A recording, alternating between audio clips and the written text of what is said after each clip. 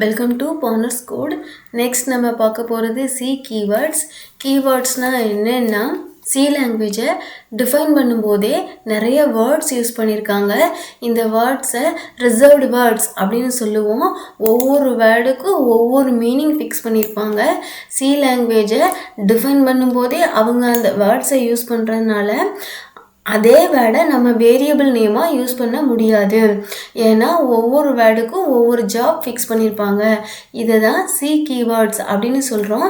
இந்த C கீவேர்ட்ஸை use பண்ணுறதுனால நம்ம அடிஷ்னலாக வேறு எந்த ஹெடர் ஃபைலும் இன்க்ளூட் பண்ண வேண்டாம். எக்ஸாம்பிள், இந்த மாதிரி வித்தவுட் டெசிமல் நம்பர்ஸ்லாம் இன்டீஜர் டேட்டா டைப்புக்கு கீழே வரும். ஆனால் நம்ம இன்டீஜர்னு ஃபுல்லாக எழுதாமல் இன்ட் அப்படின்னு தான் எழுதுகிறோம். இதை தான் கீவேர்டு அப்படின்னு சொல்கிறோம். அதே மாதிரி டெசிமல் நம்பர்ஸ், தமிழில் தசம எண்கள் அப்படின்னு சொல்லுவோம் இல்லையா, அது எல்லாம் ஃப்ளோட்டிங் பாயிண்ட் அப்படிங்கிற டேட்டா டைப்புக்கு கீழே வரும். ஆனால் ஃப்ளோட்டிங் பாயிண்ட்டுன்னு எழுதாமல் ஃப்ளோட்டுன்னு தான் எழுதுகிறோம்.